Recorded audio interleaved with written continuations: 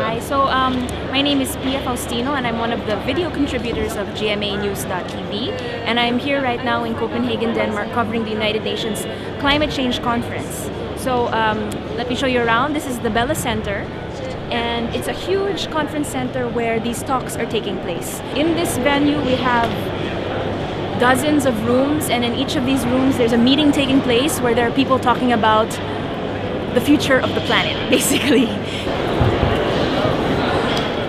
After 2 years of negotiation, the time has come to deliver.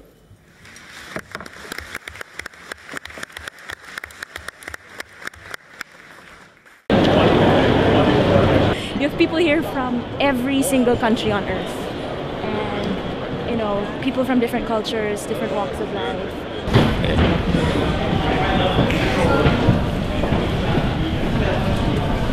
Well, I'm on my way to the Greenpeace office. Meron akong meeting doon. Of course, we need to strategize on how to exert pressure nga sa mga, particularly sa mga developed countries, para taasan pa yung kanila emission reductions. Of course, all throughout the day, we have to attend all the meetings na kailangan sundan namin. So, on the average, siguro, you spend about 8 to 10 hours every day just sitting in meetings or participating in meetings. So what's the role of NGOs? Why are they here if they're not really negotiating on behalf of the country? What's the role? Ang role ng mga NGOs dito sa negotiation ay magbantay at mag-exert ng pressure sa mga bansa para gumalaw sila doon sa mas magandang targets at mas ambitious na targets. So NGOs play an important role here since COP1. Pumupunta na yung mga NGOs, and they also help yung mga bansa na medyo mababa yung kapasidad, especially sa mga developing countries, at sila din yung mga tumutulong mag-exert ng yun nga, yung pressure sa mga developed countries at of course developing countries as well to come out with much more ambitious, much more transparent process at saka mas magandang targets para sa klima natin. Okay. Ako po si Daina Fuentes-Pina, taga Global Campaign for Climate Action. Meron kaming kampanya na ang tawag ay Tik-Tik-Tik, Time for Climate Justice, Time for Climate Action, Time for Climate Solutions. So nangangampanya kami para magkaroon ng fair, ambitious, and binding deal sa Copenhagen bago matapos ang December 18. Sa Mangolsi. Doon, malayo pa. Malapit sa current. Anong meeting nyo?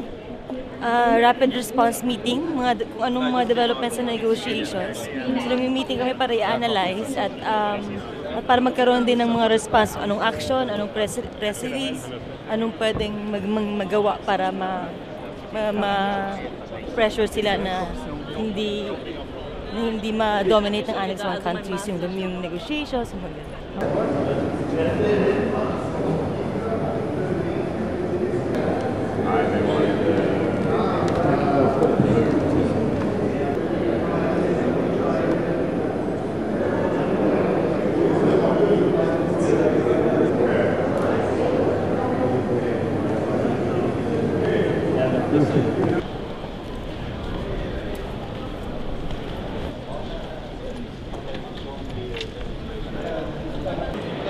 Okay.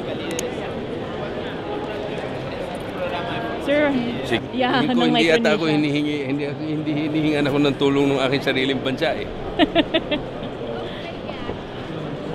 Ako po yung legal advisor ng Federated States of Micronesia at delegate ng Federated States of Micronesia at tumutulong sa kanila sa negotiations. Ngayon, ang Micronesia ay isang bansa na parang tayo, archipelago, pero mas maliit yung kanilang mga isla. Ang pinakamalaking isla nila ay halos kasinlaki ng buong Metro Manila. At sila ay nanganganib na lumubog. Ako'y nahinga ng tulong ng Federated States of Micronesia at ako'y nagre-represent sa kanila. Hindi nga mahanap. It is west of east of the Philippines. Kasi papunta kang Micronesia, dadaan ka muna ng Guam, tapos lilipad ka papuntang Ponape, papunta sa baba. Diyan lang. Pero wala nga, hindi makita sa mapa dahil maliit lang ang isla yan, parang Metro Manila.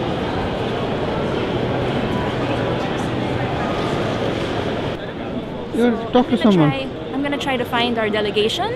Every day they have meetings here, and during those meetings they plan what they strategize what the Philippines is going to do. So we're gonna try to find them.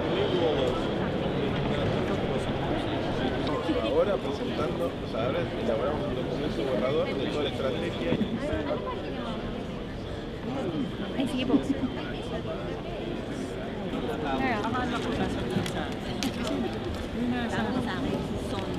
Today we're, as the seal said, we're trying to make sure we know everything so we can actually develop the positions we need for the final stretch.